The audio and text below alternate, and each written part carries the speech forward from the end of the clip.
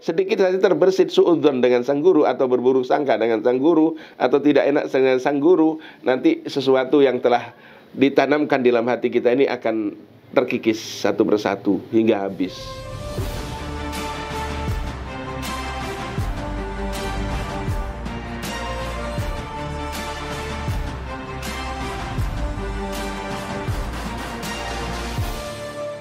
Assalamualaikum warahmatullahi wabarakatuh. Assalamualaikum warahmatullahi wabarakatuh. Bismillahirrahmanirrahim. Alhamdulillahirabbil alamin wassalatu wassalamu ala asyrafil anbiya'i wal mursalin sayyidina maulana Muhammadin wa ala alihi wa sahbihi ajma'in.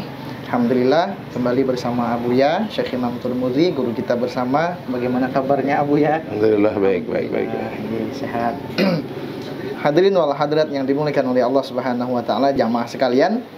Pertemuan kali ini izinkan saya Buya, karena masih ada beberapa pertanyaan dari jamaah. Bagaimana Buya seorang murid itu menjaga prasangkanya terhadap seorang mursyid yang apabila ada perilaku seolah-olah ada perilaku yang menyimpang dari syariat Buya? Oh gitu. Ya, bismillah, alhamdulillah, salatu wassalamu ala rasulillah Sayyidina Muhammad bin Abdullah wa ala alihi wasallam. Seorang mursyid adalah seorang yang diberi oleh Allah Subhanahu wa taala mukasyafah ya. Di samping dia ma'rifah kepada Allah Subhanahu wa taala, hal-hal yang tidak ditunjukkan oleh Allah kepada kebanyakan orang itu oleh Allah Subhanahu wa taala tunjukkan kepada seorang mursyid. Nah, karena apa yang dilakukan oleh mursyid itu sesuai dengan apa yang diberitakan oleh Allah Subhanahu wa taala, dan murid tidak tahu. Kadang murid ini berburuk sangka kepada seorang guru, seolah-olah guru itu melanggar syariat. Satu contoh, Syekh Bahauddin An-Naqsyabandi. Ketika Syekh Bahauddin An-Naqsyabandi itu berjalan dengan murid-muridnya, kemudian melewati sebuah rumah kosong. Maka Syekh Bahauddin itu menyuruh kepada murid-muridnya untuk membobol rumah tersebut dan mengambil barang di rumah tersebut. Diambil semua barang-barang di rumah tersebut, dibawa pulang ke rumah Syekh Bahauddin. Ini melanggar syariat apa tidak? Secara lahiriah kan ini melanggar syariat. Akan tetapi muridnya, karena sudah tahu adab seorang murid kepada sang guru, maka si murid ini melaksanakan itu saja. Tapi ini guru mursyid beneran loh ya, bukan mursyid-mursyidtan. Kalau mursyid-mursyidtan ya melanggar syariat, melanggar beneran gitu loh ya. Ini mursyid yang sebenarnya, mursyid yang kamil mukamil, yang memang telah diberitahu oleh Allah Subhanahu wa taala. Akhirnya dibawa pulang. Ini secara syar'i jelas bertentangan. Rumah kosong dibobol, artinya apa? Dirampoklah, dicuri barang-barangnya, dibawa ke rumahnya Syekh Bahauddin Naqsyabandi. Murid tanpa ada pikiran negatif sedikit pun dengan sang guru, bahwa setelah sampai di rumah sang guru ya sudah tenang. Keesokan harinya si murid-murid diajak lagi oleh Syekh Bahauddin mengangkat barang-barang tadi, mengantarkan ke rumah yang tadi malam diambil barangnya oleh Syekh Bahauddin, atau murid-murid Syekh Bahauddin atas perintahnya Syekh Bahauddin. Nah, saat itu orang yang punya rumah sudah datang. Kemudian Syekh Bahauddin mengatakan kepada orang yang punya rumah tersebut, wahai sahibul bait atau yang punya rumah, ini sebenarnya malam tadi saya menyuruh murid-murid saya mengambil barang-barang Tuan, saya bawa pulang ke rumah, dan ini saya kembalikan karena saya tahu setelah kepergian kami atau peninggal kami itu ada perampok yang hendak mengambil barangnya Tuan yang ada di rumah sini. Maka itu kami amankan, dan ini sekarang kami kembalikan. Nah, hal ini kan kayak menyalahi adat atau menyalahi syariat. Akan tetapi sebenarnya Syekh Bahauddin menyelamatkan barang yang milik orang tersebut, bukan niat untuk mencuri. Nah, ini murid kalau tidak punya pikiran yang bersih terhadap gurunya, guru kok ngajarin mencuri kayak gini kan gitu ya. Guru kok ngajarin mencuri kayak gini, berarti apa? Ini guru sudah tidak benar kan, seperti itu. Tapi ingat loh ya, sekali lagi, ini guru yang sebenarnya, mursyid yang kamil mukamil ya. Sekarang kan banyak orang-orang yang ngaku mursyid tapi nggak jelas gitu ya.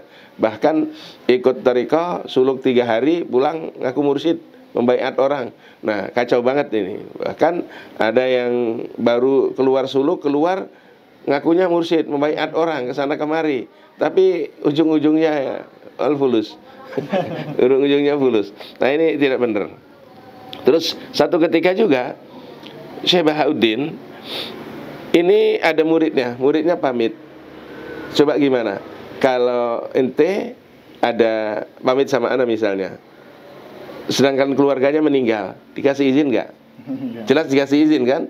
Kenapa? Ada keluarga yang meninggal. Nah, murid ini berkata kepada Syekh Bahauddin, ngomong, guru, saya mau mohon pamit guru.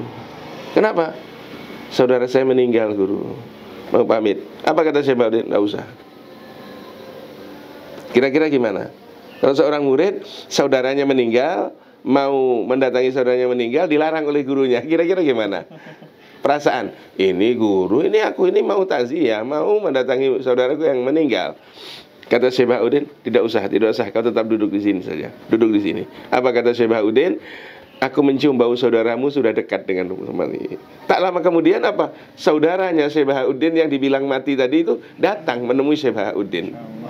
Jadi rupanya penciuman beliau lebih tajam daripada hati kita kan gitu loh. Aku mencium bau saudaramu sudah dekat. Nah, ini salah satu hal yang seolah-olah menyalahi syariat atau kontra lah hati murid ini jelas melihat yang kayak gitu. Nah, ini yang sangat berat bagi seorang murid. Nah, anak sendiri pernah diuji oleh sang guru. Anak ini maaf ya, orang tidak punya apa-apa. Tapi dalam seminggu sekali itu dimintai uang ini. Ditelepon, kirim uang 1 juta dalam 1 minggu. Uang dari mana? Sedang waktu itu karena sendiri Masya Allah, kalau uang dari mana dapatnya? Terpaksa ngutang. Setelah ngutang, alhamdulillah 3 hari kemudian ada rezeki untuk bayar lagi. Nanti seminggu lagi telepon lagi. Sampai ngutang setiap mau ngirim itu ngutang. Tapi sama sekali tidak ada terbersit perasaan yang gak enak dengan guru. Guruku adalah segala-galanya. Pokoknya aku tidak mau berprasangka buruk dengan guruku. Kirim terus. Udah sekian lama, mungkin lebih setahun ya. Ana datang ke rumahnya beliau. Assalamualaikum, waalaikumsalam. Beliau masuk ke kamar. Dia masuk ke kamar ternyata apa? Membawa amplop coklat itu isinya uang. Beliau mengatakan kalau bahasa kita ini uang yang dulu kau kirimkan setiap seminggu sekali. Ini uangmu masih utuh, tidak ada sedikit pun yang kupakai. Karena ini adalah uangmu. Kaget, anak sendiri kaget. Loh, anak sudah ikhlas dengan tulus ikhlas berikan kepada beliau. Lalu berkata, aku coba menguji engkau. Ternyata apa? Engkau lulus dengan ujian ini. Ini adalah uangmu. Kau ambil. Ya, Anda bilang tidak. Wahai guru, tidak wahai Buya, karena ini uang sudah aku serahkan, sudah serahkan kepada guru, jadi terserah guru. Ini mau dikemanakan, saya tidak berhak lagi untuk menerimanya. Sudah tulus ikhlas hati memberikan kepada sang guru. Ini juga murid, seandainya ada guru yang minta duit terus saja dalam seminggu sekali, kira-kira gimana murid? Ini mursyid yang beneran. Lagi-lagi ya, saya tekankan karena sekarang ini banyak mursyid palsu ya. Ini mursyid yang beneran. Kalau sekarang ada mursyid minta duit beneran. Itu minta duit beneran. Bahkan doain aja minta 50.000 ya. Nah, ini bahaya ini. Nah, ini betul-betul seorang guru yang menguji kepada muridnya. Makanya guru itu menguji kepada muridnya dengan berbagai macam cara. Ada yang diuji dengan dunia, ada yang diuji dengan dimarahi dan lain sebagainya. Bahkan sekali anak itu dimarahi oleh beliau. Memang karena pengennya dimarahi oleh beliau, pengen dimarahi oleh guru. Waktu itu ba'dal asar, di waktu khalwat itu khatam hajakan. Pas khatam hajakan, ada orang datang bilang sama saya, katanya ada orang minta sholat jenazah. Wah, kesempatan nih datangi. Jelas beliau nggak mau dan marah nanti. Ini beliau memimpin khatam hajakan. Anak datang masuk, Buya, ada orang minta sholat jenazah. Dibentak. Ini tidak tahu, orang lagi ini udah macam-macamnya. Di depan jamaah yang banyak lagi khatam hajakan ba'da asar itu. Sebelum mulai khatam hajakan, anak bilang, alhamdulillah. Enggak, pokoknya di depan beliau, alhamdulillah, banter alhamdulillah. Langsung keluar. Malamnya dipanggil. Kenapa tadi? Saya marahi bilang alhamdulillah. Saya bilang, guru, seorang murid yang pernah saya baca, seorang murid yang dimarahi oleh gurunya dan dia ikhlas dimarahi oleh gurunya, itu 70 penyakit batinnya berguguran semua. Beliau menangis, Allah dipeluk, sampai sekarang nggak pernah dimarahi lagi. Ya, ini satu hal yang seolah-olah tidak mengenakkan, akan tapi sebenarnya itu bagus buat kita. Ya, ini makanya kita harus husnudzon. Apapun yang dilakukan harus husnudzon. Gak boleh kita suudzon dengan sang guru. Ini satu-satunya jalan. Itu jangan sampai sedikit saja terbersit suudzon dengan sang guru, atau berburuk sangka dengan sang guru, atau tidak enak dengan sang guru, nanti sesuatu yang telah ditanamkan di dalam hati kita ini akan terkikis satu persatu hingga habis, rugi kita. Ya, pokoknya guruku adalah segalanya bagiku. Ya, paham? Nah, ini yang harus dijaga oleh setiap murid. Sampaikan kepada ikhwan, memang demikian itu untuk menjaga hati. Baik, Buya, terima kasih untuk pencerahannya. Sama-sama. Boleh bertanya lagi, Buya? Boleh. Dari diri saya pribadi, bagaimana, Buya, kalau kita itu melihat ada salah satu murid, misalkan, Buya, yang mereka itu memang suudzon karena prasangkanya tidak baik terhadap gurunya, dan mereka berpaling, Buya, karena melihat guru tersebut seolah-olah menyimpang dari syariat itu. Ya, dinasehati dong.